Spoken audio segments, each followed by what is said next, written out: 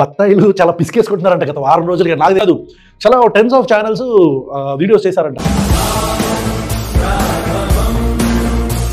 బత్తాయిలు చాలా పిసికేసుకుంటున్నారంట గత వారం రోజులుగా. నాకు తెలియదు, చాలా మంది ఈమెయిల్స్ పెడుతున్నారు, ఇట్లా అన్న ఇలా మీ మీద ఈ వీడియో చేశారు అన్న, ఈమెయిల్ వీడియో చేశారని చెప్పి. ఒకటి కాదు, చాలా టెన్స్ ఆఫ్ ఛానల్స్ వీడియోస్ చేశారంట. అదేంట్రా వాళ్ళు మెయిల్ చేసి చెప్పడం ఏంటి? నా వీడియోని నీకు ట్యాగ్ చేశానే, ఖచ్చితంగా నీకు మెసేజ్ వచ్చి ఉంటుంది. బత్తాయి గారు పిసుకుంటే ఏమైంది? వాసం గారి కింద పడింది, అతను పిచ్చే. ఏంటి రసం కర్రీ కింద పడుద్దా? నీకు అర్థం కావట్లేదు. ఒకసారి మేము రసం పిండుకుంటే ఇదిగో ఈ ఫాస్ట్ గారు నోట్లో పడింది, ఈసారి పిండుకుంటే నీ నోట్లో పడుతుంది అంతే. బట్ మీ పిసుకుడిని అర్థం చేసుకొని. వెరీ గుడ్, మా పిసుకుడిని అర్థం చేసుకున్నావు. ఇంకెందుకు, నోరు తెరిచి కూర్చో, నోట్లోనే డైరెక్ట్గా పిండుతాం రసం. సమానత్వం గురించి కదా మాట్లాడింది, మనుస్మృతి గురించి మాట్లాడినప్పుడు. అది చాలా దారుణమైన గ్రంథం. దానికంటే దారుణమైన గ్రంథాలు ఉన్నాయి, వాటి గురించి ఎందుకు మాట్లాడరు? అఫ్కోర్స్ అప్పుడప్పుడు అందులో ఇది ఇందులో ఇది అని వాటి గురించి మాట మాత్రంగా ఒక మాట అంటారు, కానీ వాటి గురించి గంటల గంటలు ఎందుకు మాట్లాడరు అంటే అక్కడ ఏదో నాలికకి టేస్టీగా ఉండేది ఉంది, అంతేనా? దాంట్లో స్త్రీల మీద చాలా వివక్ష ఉంది కదా. స్త్రీలను కంట్రోల్ చేయాలి, వాళ్ళ బుద్ధులు మంచివి కాదు, వాళ్ళు ఎలా ఉన్నా సరే మగవాడిని లోపరుచుకుందాం, మగవాడిని అటాక్ చేసి వాడిని ఎలా ఉన్నా సరే వాడితో అంటే భర్తని చీట్ చేసి ఇలా మగవాడి అందంతో సంబంధం లేకుండా వాడితో సెక్స్ చేసేస్తారు అనే ఒక ఉద్దేశంలో ఉన్న ఏదైతే వ్యాఖ్యలు ఉన్నాయో, ఏమంటారు శ్లోకాలు ఉన్నాయో, వాటిని కదా మేము మాట్లాడదాం. ఇప్పుడు నువ్వు చెప్పిన శ్లోకం ఇంటర్పోలేషనా ఒరిజినల్లా అన్నది పక్కన పెడదాం. ఏం చెప్పాడు? ఆ పని చేయడం మానే నువ్వు ముందు మీ ఇంట్లో ఆచరించు. మీ ఇంట్లో ఆడవాళ్ళు ఆ పనులు చేసినా నువ్వు తప్పు పట్టకు, పర్లేదు. ఆ మనువు గారు చెప్పాడు మనుస్మృతిలో, అది తప్పు, మీరు అలా చెయ్యొచ్చు, నేనే అబ్జెక్షన్ పెట్టనని మీ ఇంట్లో ఆడవాళ్ళకి చెప్పు, తప్పే లేదు. అది తప్పు అన్నప్పుడు ఆ తప్పును నీ ఇంట్లో ముందు సరిదిద్దుకో. వర్సెస్ శ్లోకాలు వర్సెస్ వాటి గురించి కదా మాట్లాడింది, దాంట్లో తప్పే ఉంది. అరే మంచిగా కదా చెప్పింది, తీసుకో. మరి నేను చెప్పింది కూడా మంచే కదా, మరి నేను చెప్పింది కూడా మీ ఇంట్లో ఆచరించు. నా కొడకల్లారా, చెప్పరా గాడిద నా కొడక. ఆ మనుగాడు అంటాడు ఆడవాళ్ళని కంట్రోల్డ్గా ఉంచాలి అంటే మనకు మండిపోతుంది. మరి ఇదే రోల్లో మిమ్మల్ని పెట్టుకొని ఊహించుకోండి, ఆడవాళ్ళని ఏదైతే చేయాలంటున్నాడో, కంట్రోల్ చేయాలంటున్నాడో, వాడికి ఆపాదించిన స్త్రీలకి ఆపాదించిన గుణాలు ఏవైతే ఉన్నాయో ఆ మనుగాడు, ఆ లుచ్చ, ఆ మనువు అనే లుచ్చ. అరే ఆ లుచ్చగాడు ఉచ్చ తాగిన తుచ్చగాడు రా నువ్వు. స్త్రీలకు ఆపాదించిన విషయాలు ఏవైతే ఉన్నాయో అవన్నీ మీకు ఆపాదించుకోండి. పితా రక్షతి కౌమారే పతి రక్షతి యవ్వనే రక్షంతి పుత్ర వార్ధక్యే. ఇదే కదా మనువు అన్న ఈ మాటే కదా నీకు మూలస్థానంలో ముళ్ళు గుచ్చుకున్నంత నొప్పిగా కనిపిస్తుంది. ఆ చివరిలో నా స్త్రీ స్వతంత్ర మర్హతే అన్నాడు. ఆ చివరి మాట అయితే మూల శంఖలోనే ముళ్ళు గుచ్చుకున్నట్టుగా ఉంటుంది. అవి నీకు నచ్చట్లేదు, తప్పులే కనబడుతుంది. నువ్వు అవి తప్పు అని చెబుతున్నావు కాబట్టి, అవి తప్పు కాబట్టి వాటిని వ్యతిరేక దిశలో ఆచరించి నువ్వు చూపించాలి. సే సపోజ్ నీ కూతురే ఉంది, హై స్కూల్లో చదువుకుంటుంది, వచ్చి నీతో చెబుతుంది, నాన్న ఆడొచ్చి నా వెనకాల పడి ఎటకారంగా మాట్లాడుతున్నాడు అని. అప్పుడు నువ్వేం చెయ్యాలి? తప్పమ్మా, ఆ మనువు నా కొడుకు ఇలాగా కూతుర్ని తండ్రి కాపాడాలి అన్నాడు, ఆడు చెప్పింది మనం పాటించకూడదమ్మా, నేను వచ్చి వాళ్ళని ఏమీ అన్నమ్మా, నేను నిన్ను కాపాడినమ్మా అని చెప్పి ఆదర్శప్రాయంగా ఉండు. ఎవడొద్దన్నాడు నిన్ను? అర్జెంటుగా నువ్వు వైజాగ్ వెళ్ళవలసి వచ్చేసింది. నువ్వు మీ ఆవిడ ఇద్దరు కలిసి జన్మభూమి ఎక్కేశారు. మరి జనరల్ కూడా కాదు, S1 నుంచి S11 వరకు ఈ మధ్యలో ఎక్కడో ఎక్కేశారు. అయినా ట్రైన్ విపరీతమైన రష్గా ఉంది. డెవడో కానీ ఎవడికి కనపడకుండా చాకచక్యంగా మీ ఆవిడ ఒంట్లోని రకరకాల ప్రాంతాల్లో ఇష్టం వచ్చినట్టు పిసికేస్తున్నాడు. అది నీ కంట్లో పడింది, నువ్వేం చేస్తావు? ఏమీ చేయకూడదు. చిచి, ఆ మనువు నా కొడుకు చెప్తే నేను చేయడమా? నేను చెప్పిన యవ్వనంలో ఉన్న భార్యను నేను కాపాడినా అలా అని ఉండిపో, అంతేగాని అక్కడ వెళ్ళి మీ ఆవిడని రెస్క్యూ చేయడానికి చూడకు. అది తప్పు, ఆడవాళ్ళని అవమానించినట్టు అవుద్ది, మనువుగాడిని ఫాలో అయినట్టు అవుద్ది. అవకు నువ్వు అసలు రోడ్డు మీద ఆడెవడో మీ ఆవిడ్ని ఏడిపిస్తుంటే నువ్వు అసలు మధ్యలో కలగ చేసుకోకు, ఎవడు అడ్డుపడతాడని నేను చూస్తాను. ఉమా అనే అమ్మాయి అహ్మద్ని ప్రేమించింది. పితా రక్షతి కౌమారే, తల్లిదండ్రులు వారించారు కానీ వినలేదు, ఫాతిమాగా మారి పెళ్లి చేసుకుంది. ఆడు కామము కోరిక తీరిన తర్వాత కొట్టి చంపి ఇంట్లోనే పాతిపెట్టాడు. కౌమారంలో తండ్రి రక్షించలేకపోతే బతుకు ఇలాగే అవుతుంది. కానీ ఇటువంటివి నువ్వు పట్టించుకోకు. ఇటువంటి పరిస్థితి మీ ఇంట్లో వస్తే కనుక నువ్వు అస్సలు అడ్డుపడకు, ఓకేనా? రక్షంతి పుత్ర వార్ధక్యే ఏంటి? ముసలితనంలో ఉన్న తల్లిని రక్షించాలా? ఎదవలాజిక్కులు ఇదిని. ఆ మనువుగడికి బుద్ధి లేదు, ఈ హిందువులకి బుద్ధి లేదు. ఆ ముసలిది ఇంట్లో కుయ్యో ముర్రో అని అతను అల్లరి చేస్తుంటే ఏం బాగుంటుంది చెప్పండి. ఆ మురళీధర్రావు నగర్లో మదర్ తెరిసా ఓల్డేజ్ హోమ్ అని ఉందంట. పోయి అందులో చేర్పించు, నిన్ను రూపాయి కూడా అడగరు, మొత్తం ఖర్చులన్నీ వాళ్ళే పెట్టుకుంటారు. వార్ధక్యంలో తల్లిని రక్షించడం ఏంటండి నాన్సెన్స్. కాకపోతే ఇక్కడ నీకు ఒక మాట చెప్పాలి, మదర్ తెరిసా పేరు పెట్టుకుంటే ఫండ్స్ తెగొస్తాయి కాబట్టి ఆ పేరు పెట్టుకుంటారు. అందుకని లోపల సరైన సేవ ఉండదు, వాళ్ళ బతుకాలను వదిలేస్తారు అంతే, పూటకంత తిండి పెట్టి. కోర్స్ నువ్వైతే ఆ ముద్ద కూడా పెట్టకూడదు అంటున్నావు కదా వార్ధక్యంలో. ఈక్వాలిటీ ఉండాలి, హక్కులు అనేవి ఒకటే. హక్కులు ప్రతి మనిషికి హక్కు ఉంటుంది. ఇప్పుడు మీ హక్కుని మీకు కాదంటే మీకు ఎంత కోపం వస్తుంది? ఇయే కదా హక్కులు ఆడవాళ్ళకి కూడా కావాలి. ఒరే ఎర్రి కుక్క గజ్జి కుక్క, ఇక్కడ ఈ ధర్మంలో ఆ హక్కులే లేకపోతే, ఇక్కడ ధర్మంలో ఆ ధర్మమే లేకపోతే ఈ దేశం ఎప్పుడో ఆ నల్లట సంకలోనో పచ్చట బొక్కలోనో దూరి ఉండేది. ఆడదానికి ఆ స్వేచ్ఛ లేకపోతే రాణి చెన్నమ్మలు ఝాన్సీ లక్ష్మీబాయిలు ఎక్కడి నుంచి పుట్టుకొస్తారా? అటువంటి స్వతంత్ర రాణుల గురించి ఆ నల్లటి బుక్కులోనో పచ్చటి బుక్కులోనో చూపించు నాకు. యాదవా అలాంటి ఒక దుర్మార్గమైన ఒక పుస్తకం రాసిన లుచ్చా, ఆ లుచ్చగాడి ఉచ్చతగిన ఓ తుచ్చా నాకో అనే మనువు గారు రాసిన పుస్తకాన్ని తగలబెట్టారు. అవును, ఆ పుస్తకాన్ని అంబేద్కర్ గారు తగలబెట్టారు. మరి బాబు జగజ్జీవన్ రామ్ గారు తగలబెట్టలేదు. ఎందుకు తగలబెట్టలేదు? ఎందుకంటే ఆయనకు సంస్కృతం వచ్చు, డైరెక్ట్గా ఆ శ్లోకాన్ని చదువుకున్నారు కాబట్టి ఆయనకి ఇది అర్థమైంది. కానీ అంబేద్కర్ గారికి సంస్కృతం వచ్చా? ఆయనకు సంస్కృతం రాదు అని ఆయనే స్వయంగా చెప్పుకున్నారు. మరి ఆ గ్రంథాలను ఆయన ఎలా చదివారు? ఎవడో తెల్లతోలోడు రాసిన అనువాదాన్ని చదివారు, అదే నిజమని నమ్మారు, తగలెట్టారు. తగలపెడతానే ఉంటాం. మీరు తగలబెట్టండి, అన్ని రోజులు ఒకలా ఉండవు కదా. ఈసారి మీరు తగలబెడతారు చూసారా, అదే రోజు మేము ఆయన జన్మదినాన్ని ఘనంగా జరుపుకుంటాం. బాగా ముచ్చటేసింది ట్రాలింగ్ చూసి. Actually we are enjoying it.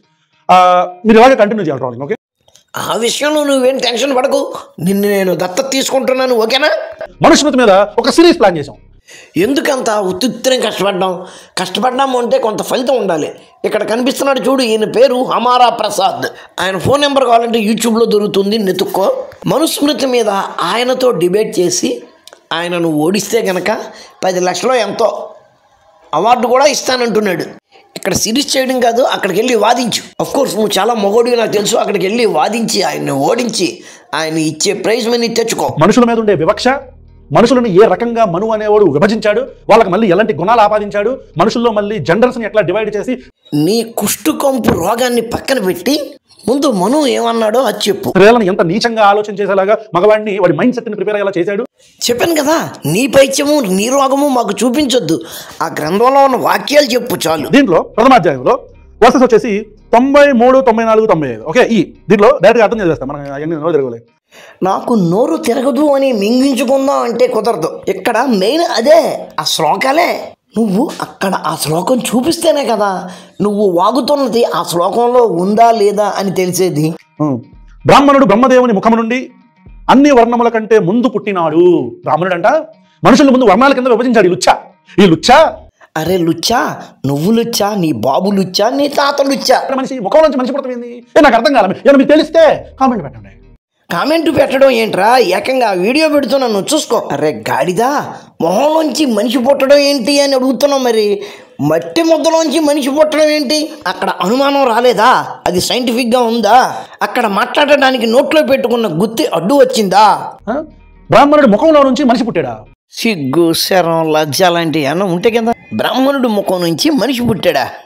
అక్కడ అలాగే ఉందా? అందుకే రా మంత్రం ఉండాలి అని చెప్పేది. ఎవడో పనికి మాలినోడు ఏదో రాస్తే తీసుకొచ్చి చదివేస్తున్నావు. అది మనుస్మృతి ఎలాగవుద్ది? అది రాసింది దిగుమర్తి పాండురంగారావు అయితే దిగుమర్తి పాండురంగారావు స్మృతి అవుద్ది. కానీ వేదములను అధ్యయనము చేసి ఇతరులకు బోధిస్తూ ధర్మమును రక్షిస్తున్నందువల్ల ఈ లోకానికి బ్రాహ్మణుడు పూజ్యుడైనాడు. అర్థమైందా? బ్రాహ్మణుడు అందరికంటే ఎక్కువ. ఎందుకు? వేదములని అధ్యయనం చేసి ఇతరులకు బోధిస్తూ. ఎవడు బోధిస్తున్నాడు ఆ వేదాలు? నిన్నెవడో వేదాలు చదవమనలేదు, నేర్చుకోమనలేదు. నీకేంటి ఏడుపు? వేదాల్లో ఉండే గలీజు మాటలు. నువ్వే పెద్ద గలీజు కొడుకువి. ఏ ఆధారం లేకుండా నువ్వు వేదాలని ఇలాగ గలీజు మాటలు మాట్లాడుతున్నావు. దాని గురించి మళ్ళీ మాట్లాడుకుందాం, ఇంకో వీడియో చేద్దాం. దాని గురించి మళ్ళీ మాట్లాడుకుందాం అన్నావు, చాలా సంతోషించాను. వెంటనే ఇంకో వీడియో చేద్దాం అంటావు ఏంట్రా? నువ్వే కనుక నిజాయితీ గల మనిషి అయితే 4 అమ్మాయిలను ఎట్టుకుని వ్యాపారం చేస్తూ ఆ వచ్చే డబ్బుల మీద బతుకుతున్న వాడివి కాకపోతే, ఇప్పుడు అన్నా చూడు వేదాలు గలీజు మాటలు అని, అది నిరూపించాలరా. అది నువ్వు నిరూపించేదాకా కూడా 4 అమ్మాయిల సంపాదన మీద ఏది ఆ సంపాదన మీద ఉళ్ళమ్ముకుని సంపాదించే సంపాదన మీద బతుకుతున్న వాడివని నువ్వు ఒప్పుకున్నట్టే. అతనిని బ్రహ్మదేవుడు యజ్ఞయాగాదులను రక్షించుటకై ధర్మరక్షణ చేయుచు ప్రపంచమునంతా రక్షింపవలనని. అయితే అందులో నీకేంటి బాధ? బ్రహ్మంట ప్రత్యేకంగా తపస్సు చేసి సృష్టించాడంట బ్రాహ్మణులని. ఆడెవడో మట్టి ముద్దలోంచి మనిషిని తయారు చేసాడు, అక్కడ నీకు నొప్పి అనిపించలేదా? శూద్రుడు బ్రాహ్మణుడు అయిపోవచ్చు, బ్రాహ్మణుడు శూద్రుడు కూడా అయిపోవచ్చు. ఎట్లా ఏంటి? సరైన పుస్తకం చదవాలి, సరైన గురువుని పట్టుకుని అడగాలి. నాకు తెలిసి చరిత్రలో, ఈ మొత్తం చరిత్రలో, మానవ చరిత్రలో ఏ బ్రాహ్మణుడైనా శూద్రుడిగా మారిన సందర్భం ఏమైనా ఉందా? ఎవడు చెబుతాడు నీకు? ఎవడైనా నీకు ఎందుకు చెప్పాలి? నువ్వు కదా చరిత్ర చదివి అందులో అటువంటిది ఉందా లేదా అని తెలుసుకోవాలి. నా దగ్గర ఇన్ఫర్మేషన్ ఉంది, కానీ నీకు చెప్పవలసిన అవసరం నాకేంటి? ఎవడో బొగడాగాడు రాసింది తీసుకొచ్చి అది వేదము అంటే అట్ట పనికి మనోళ్ళు. ఏది వాళ్ళ దగ్గర కరెక్ట్గా ఉండదో అదే నిజము, అదే కరెక్టు అని అంటారు. లేదు, ఒక శూద్రుడు బ్రాహ్మణుడిగా మారిన సందర్భం ఏమైనా ఉందా? ఎందుకు లేదు? ఉన్నాయిగా. కానీ నేను నీకెందుకు వివరాలు చెప్పాలి? నువ్వేమైనా సరైన మంత్రం చూపించి మాట్లాడుతున్నావా? నువ్వేదో గాలికి మాట్లాడుతుంటే నీకు నేను సమాధానం చెప్పుకుంటూ ఉండాలా? నథింగ్. నీకు ఏదైనా జవాబు కావాలంటే సరైన గురువుని పట్టుకుని ట్రై చేయాలి. గర్భగుడిలో అదే శూద్రుడిని తీసుకెళ్లి గర్భగుడిలో కూర్చోపెట్టి మంత్రాలన్నీ జపిస్తూ దేవుడికి పూజ చేపించిన సందర్భాలు ఒక శూద్రుడితో పెద్ద పెద్ద దేవాలయాల్లో, తిరుమల తిరుపతి దేవస్థానం కావచ్చు, లేకపోతే ఇంకా శ్రీశైలం, ఇంకా ఎలాంటి పెద్ద దేవస్థానాలు అయినా సరే, అలాంటి ఒక దేవస్థానంలో గర్భగుడిలో శూద్రుడిని కూర్చోబెట్టి పూజలు చేపించిన సందర్భాలు ఏమైనా ఉన్నాయా? ఆడిని చేశారు, ఈయన్ని చేశారని ఎందుకు నిన్ను చేస్తారా? ఇప్పుడు నువ్వు చెప్పిన దేవాలయాలలో ఏదో ఒక దేవాలయానికి వెళ్ళు. అయ్యా, లోపల నేను పూజారిగా చెయ్యాలంటే ఏమేమి అర్హతలు కావాలి అని అక్కడ ఎంక్వైరీ చెయ్యి, వాళ్ళు చెప్తారు. అవన్నీ నేర్చుకొని రా, అదే దేవాలయంలో నిన్ను నేను పూజారిగా చేస్తాను. లేవు కదా. మన ఇప్పుడు వర్ణ వ్యవస్థ ఏదైతే పుట్టుకతోనే అంటున్నారు కదా, ఫస్ట్ ఆఫ్ ఆల్ పుట్టుకతోనే మనిషి ఎలా ఉండాలి అనేది ఈ లుచ్చా చెప్పేశాడు. పుట్టుకతో అంటే మనిషి ఎలా ఉండాలంటే, అరే తుచ్చాగాడు ఉచ్చతాగిన లుచ్చా. భగవద్గీతలో శ్రీకృష్ణ పరమాత్ముడు చాలా గట్టిగా చెప్పాడు, జన్మతే నా జాయతే శూద్రః అని. పుట్టినప్పుడు ప్రతి ఒక్కడు శూద్రుడే అని శ్రీకృష్ణ భగవానుడు చెప్పాడురా. ఆయనే చెప్పాడు, చాతుర్వర్ణం మయా సృష్టం గుణకర్ణ విభాజకః అని. మనుషుల గుణకర్మలను అనుసరించి ఈ చాతుర్వర్ణములు అను వాణిని నేనే సృష్టించాను అని శ్రీకృష్ణ భగవానుడు చెప్తున్నాడు. అంటే నీ చేతిలో ఉన్నదేదో తప్పుడు పుస్తకం అనే కదా అర్థం. వాడి గుణగణాలు చెప్పేస్తున్నాడు పుట్టుకతోనే. వాడి రైట్స్ అండ్ ఈక్వాలిటీ, వాడి రైట్స్ అండ్ రాంగ్స్ చెప్పేస్తున్నాడు. వాడికి ఏమేమి హక్కులు ఉంటాయో చెప్పేస్తున్నాడు. ఎవడో కిరస్తానీ వాడో కమ్ముని కృష్ణుడో తెలుగులో రాసిన వచన గ్రంథాన్ని తీసుకొచ్చి అది మనుస్మృతి అని నువ్వు నమ్ముతున్నావు. పంది పెంటే తిన్నది అన్నట్టుగా నువ్వు అటువంటి బుక్సే నవ్వుతున్నావు. మనలు అధ్యాపనము అంటే అధ్యయనం చేయడం, బోధించడం, యాగము చేయుట, చేయించుట, దానమిచ్చుట, దానము స్వీకరించుట అను విధులు నిర్వర్తించాలి. అడుకోవడం ఇదేంటి? ఆ 6 బ్రాహ్మణుడు చేయవలసిన పనులు ఏమిటి? వేదము చదవటం, వేదము నేర్పించడం, యాగము చెయ్యటం, యాగం చేయించడం, దానము చెయ్యటం, దానం తీసుకొనడం. ఆడు దానం తీసుకుంటే నీకేంటి బాధ? నిన్నెవడో దానం అడగలేదు కదా. శూద్రుడు వీరినందరూ అసూయ లేక సేవిస్తూ ఉండాలి అని బ్రహ్మదేవుడు నిర్దేశించినాడంట. నేను నిర్దేశిస్తున్న తంతారుగా అదే ఎరలో తన్నే ఊళ్ళే. అరే, ఇప్పుడు నువ్వు చెప్పిన దానికి మంత్రం ఎక్కడుందో చూపించాలరా. ఒక అబ్బకి అమ్మకి పుట్టనవాడు రాసిన వాక్యం తీసుకొచ్చి నువ్వు మాకు వినిపించి అదే నిజము అంటే నువ్వు అదే కోవకి చెందినవాడు అవుతావు. ఆ విషయం తెలుసా? ఈ మిగతా వాళ్ళు ఇప్పుడు వీడియో చూస్తున్న చాలా మంది హిందూ మతంలో ఉండే వ్యక్తులు వీళ్ళందరూ కూడా మీరు క్షత్రియులు అంటే రాజు అని పడే కులం ఏదైతే ఉందో అది కాకుండా, వైశ్యులు అంటే కామిటీ అనే కులం కాకుండా, బ్రాహ్మణులు అంటే బ్రాహ్మిన్స్ ఈ 3 కులాలు కాకుండా మీరు రెడ్డి, కమ్మ, కాపు, వెలమ, బలిజ, శెట్టి బలిజ ఇట్లా పై నుంచి కింద దాకా మీరు మేము గొప్ప అని అనుకుండే కులాల నుంచి కిందలో ఉండే మేము తక్కువ అని అనుకుండే ఈ దళితుల దాకా వీళ్ళందరూ కూడా శూద్రుల కోటాలోనే వస్తారు. మరి మీరు ఎప్పుడు తెలుసుకుంటారు నాకైతే తెలియదు. కానీ వీరినందరినీ శూద్రుడు అసూయ లేకుండా సేవిస్తూ ఉండాలి. వీరినందరినీ అంటే ఎవరెవరనరా? ఆ బాపనోడిని, కోమటోడిని, రాజుల్ని, వాళ్ళ ముగ్గురేనా? ఇంకా ఎవరన్నా ఉన్నారా? ఈ ముగ్గురు అంటే చాలు కదా, వీళ్ళందరినీ అంటావేంటి? అంటే శూద్రుడు అనేవాడు ఈ ముగ్గురిని ఎటువంటి అసూయ లేకుండా వాళ్ళ ముగ్గురికి సేవ చేసుకుంటూ బతికేయాలి. అదేనా? నువ్వు ఎంతగా ఎక్కెక్కి ఏడ్చి చెప్పుకుంటున్నా నాకు అర్థం కాలేదు. నాకు డౌట్ ఉంది, క్లియర్ చేయి. ఇప్పుడు నాయీ బ్రాహ్మణుడు ఉన్నాడు, అతడు క్షురకర్మ ఈ పై ముగ్గురికే చేయాలి, ఇంకెవ్వరికీ చేయకూడదు. ఇక రజకుడు ఉన్నాడు, ఈ రజక వృత్తి కూడా ఎవరికీ చేయకూడదు, వాళ్ళ ముగ్గురికే చెయ్యాలి.